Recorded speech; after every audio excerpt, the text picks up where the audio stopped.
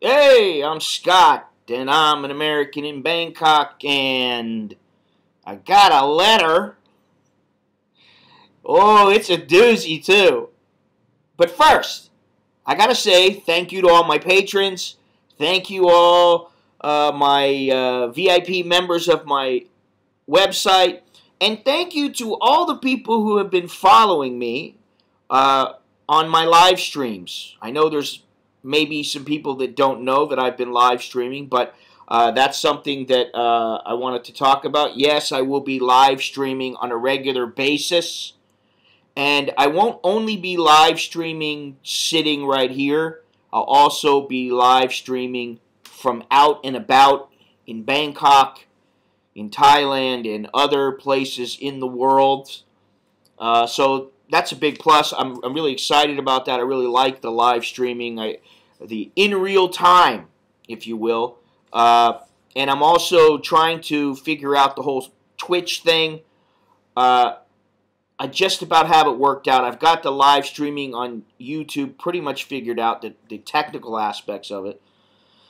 It's not all that difficult, but there are some things that I want to be able to do with the stream, so it takes a little bit more than just, turning on your camera. But so that's the thing. There will be live streams. Probably there's going to be 2 streams per week, at least. Somebody talked to me the other day, and they were like, "Oh, you should do it every morning," and I think that's a little bit too much. I don't know if anybody can handle that much of me. I think my wife has a hard enough time, but we'll see. But 2 times per week, one time will be sitting here answering questions, talking to people, and another will be with me out on the street somewhere, wherever I may be. Patreon patrons and VIP members, there will be 2 more streams per month, and I'm going to follow the same model. I'm going to do 1 stream answering questions. It may not be here, it may be somewhere else, but I'll be sitting down somewhere or talking with somebody or whatever, and then 1 will be out on the street. So that should be a lot of fun. I'm looking forward to it, and it's nice to talk to people, because it's really hard to do a meetup here in Bangkok. Now, on another note, everybody that's been watching for any considerable time knows that I've had a hankering to go to Africa. I wanted to go to the Congo and Central African Republic and Burundi.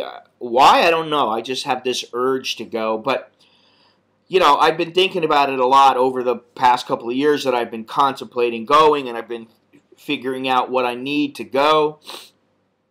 And I think the best thing for me to do is to go somewhere a little bit less dangerous in the beginning, so that I kind of just get a feel for the continent. And, I thought that probably by the end of next year I should have enough money. I should be able to go on a trip for maybe a week or so.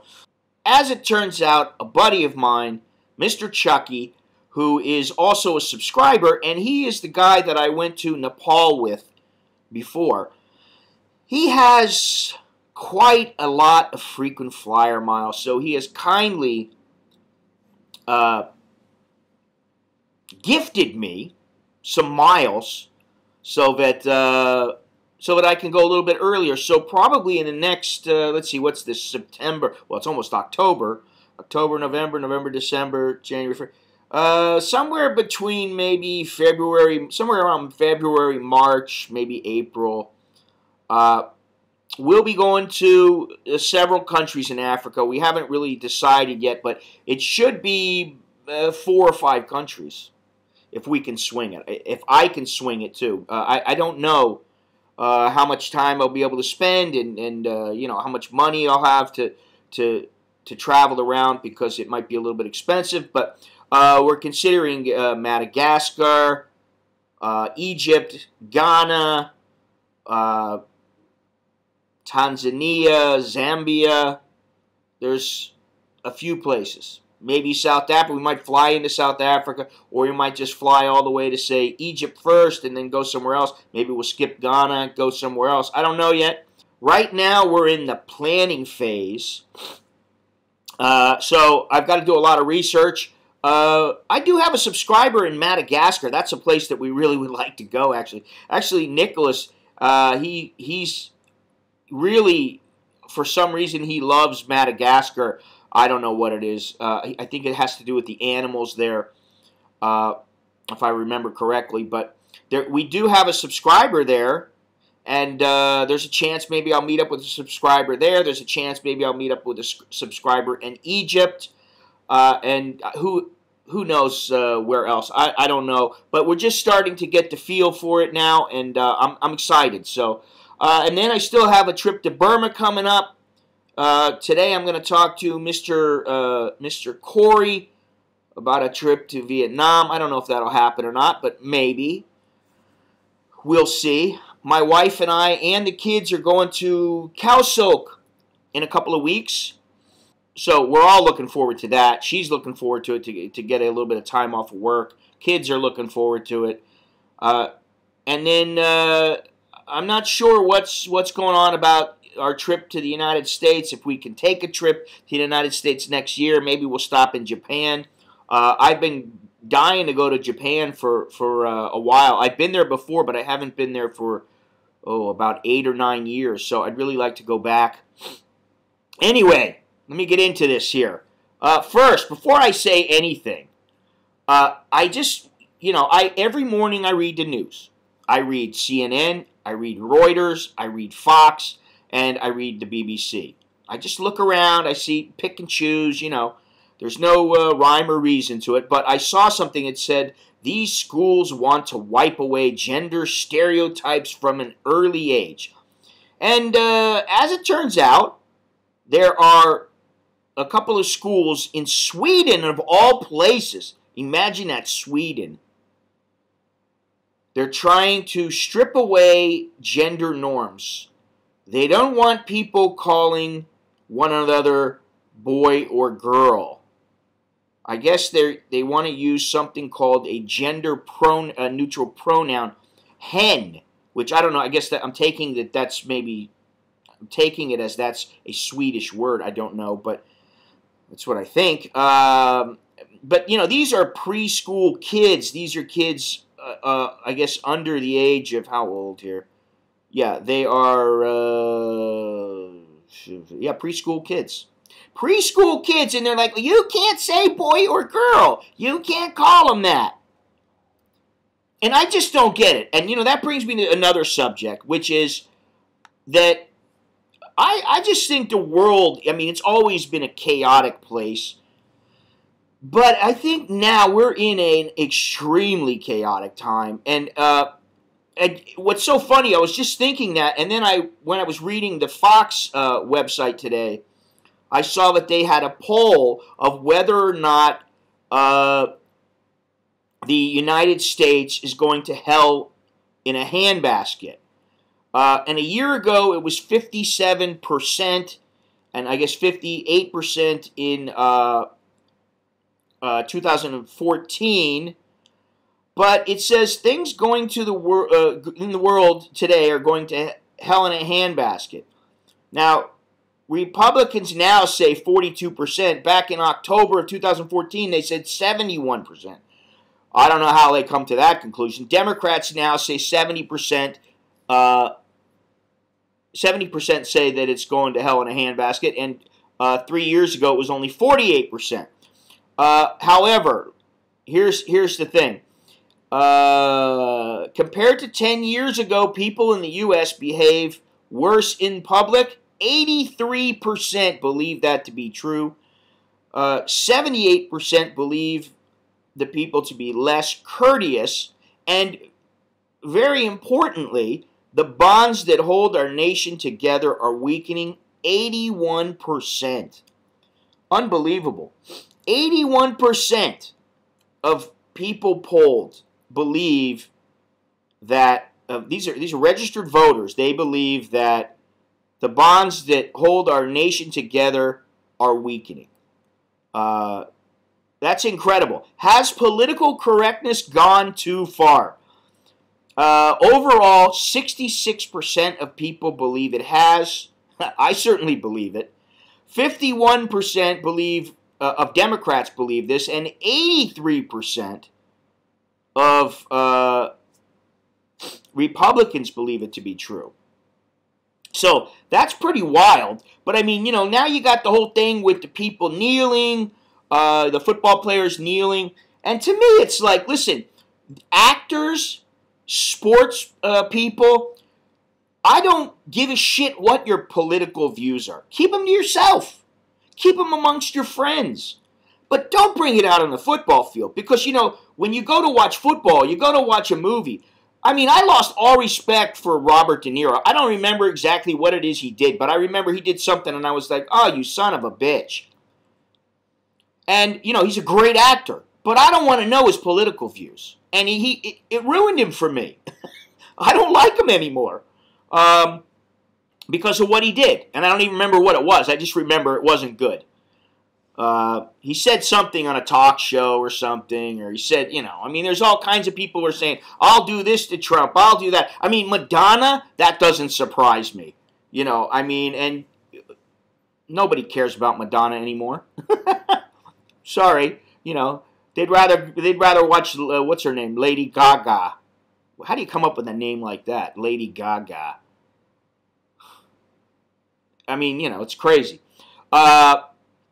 And then I saw this thing also on, what was it, Fox News Radio, where a teacher did some kind of an exercise. It was for an assignment where they threw the flag on the floor and desecrated the flag in order to show, what was it?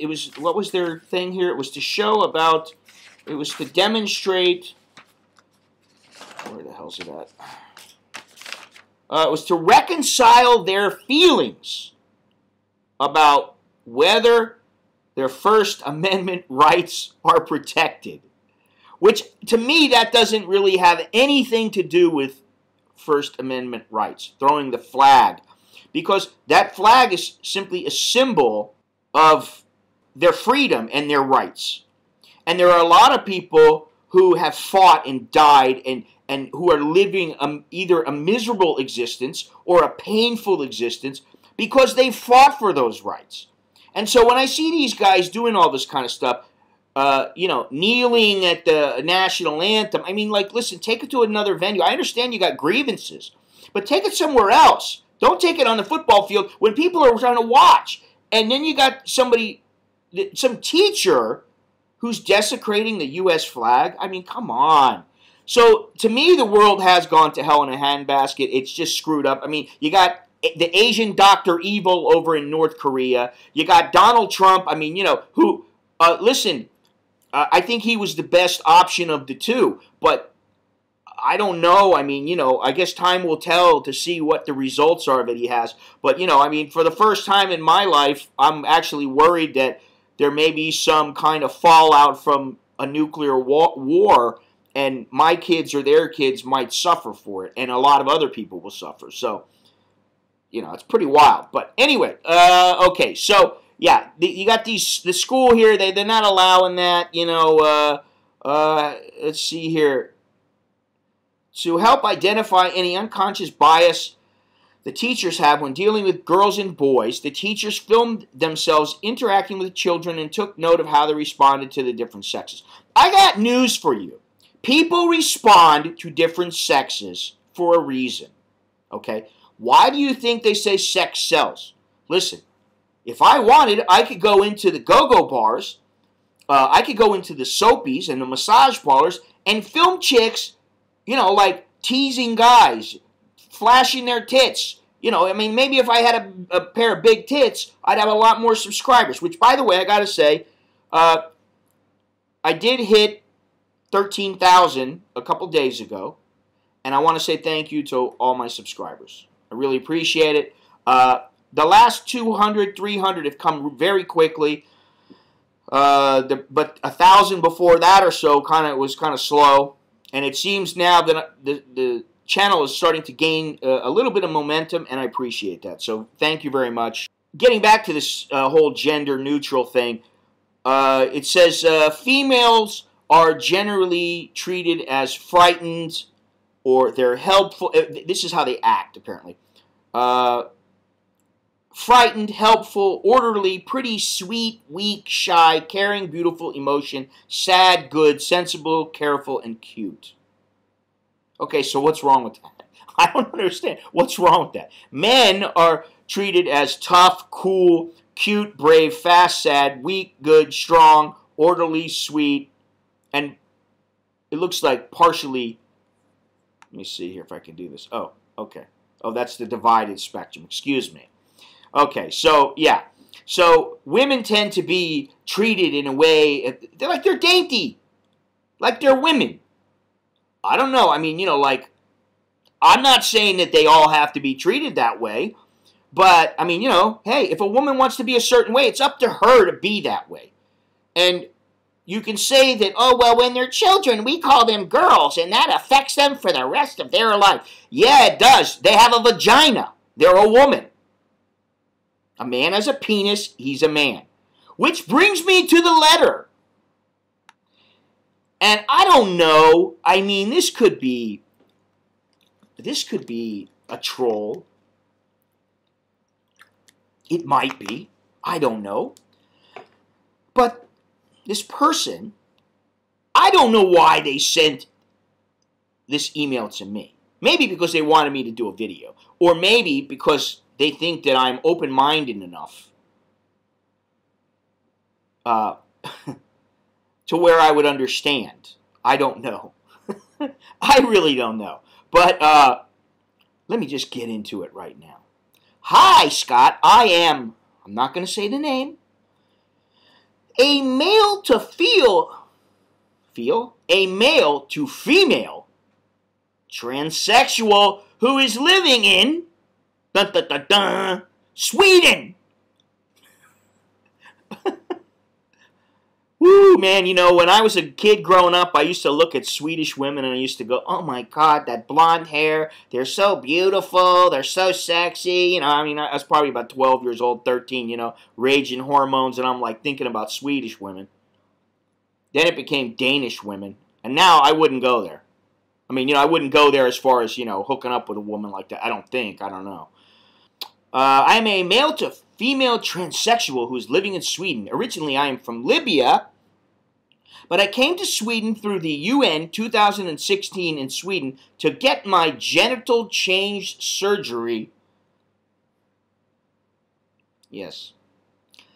Now, many of you who have followed me for a long time may remember that I said that I find it abominable that a man would want to desecrate himself, change himself that way. It's just so far beyond my scope of comprehension, okay? I just can't understand it. It needs a lot of time, so I have to have done breast augmentation only. I thought of going to Thailand to work as a prostitute, but I do not know now. I am afraid to go and do not find work. I will send my picture here. So you say if I have a good chance to be successful to collect money for my genital surgery, let me know. Thank you. Now I find this funny because, you see, if I say, oh wow, it looks very sexy, then guess what? You're a ladyboy lover. If I say, oh, it's ugly, or she's ugly, or however you want to phrase it, then I'm a ladyboy hater. I can't win, okay? I mean, I'm comfortable with my own sexuality.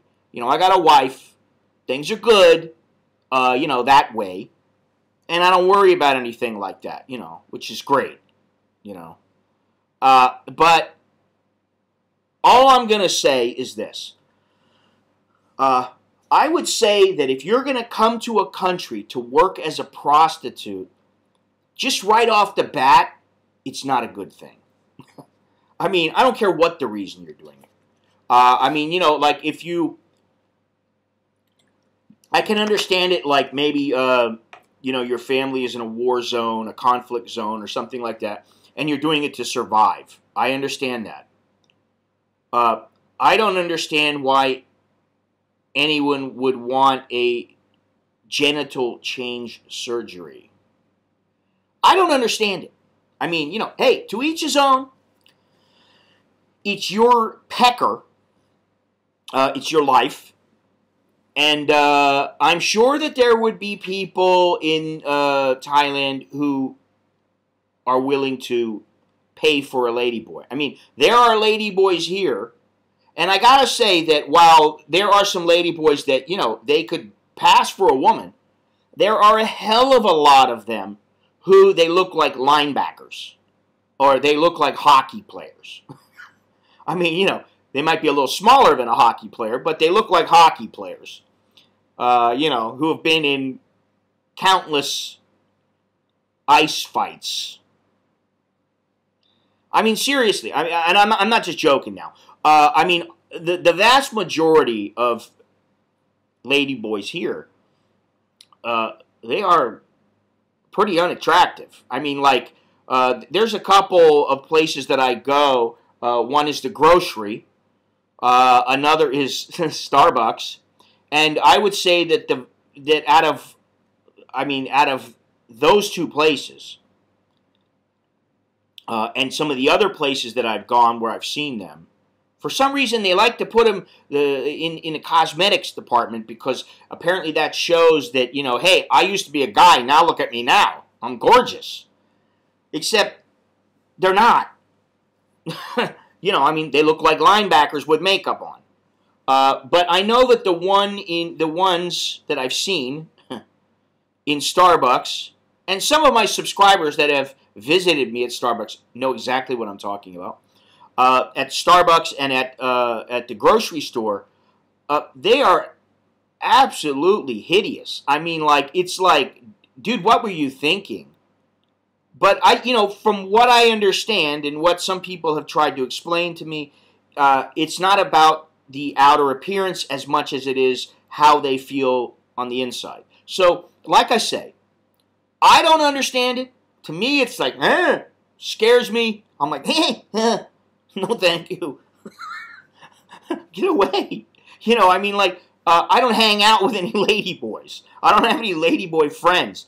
And, you know, that's not to say that, like, you know, I couldn't be friends or get to know somebody. But would I have them in my inner circle? I don't think so. I just don't think it will happen. I'm open-minded, but I'm not that open-minded. You know what I'm saying? And people have said to me, well, what about if your kids turn out like that? They're not going to. Okay? That's all I'm going to say. They're not going to. They're men. They're young men, but they're men. And I don't see any of that in them. Now, I would say, you know, if something like that happened, I would shake my head and go, what the hell are you thinking, kid? Would I stop loving them? Of course not. I wouldn't. There, I said it. Okay? It's a very touchy subject for me because, you know, it's just, I just think about, you know, the snip, snip, and I'm like, yeah. I don't really think so much about the snip, snip anymore as much as I do think about, like, a scalpel. It's, like, even worse, a scalpel. Ugh, you know.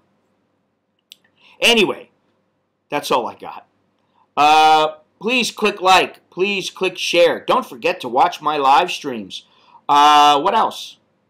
Hey, I got a new book out. Ask Me Anything. If you're interested in Patreon, take a little hike over to the Patreon site. And if you got any questions, comments, please leave them down in the comments section below. Share this video. And I guess that's it. Until next time, I'm Scott. I'm an American in Bangkok. Choke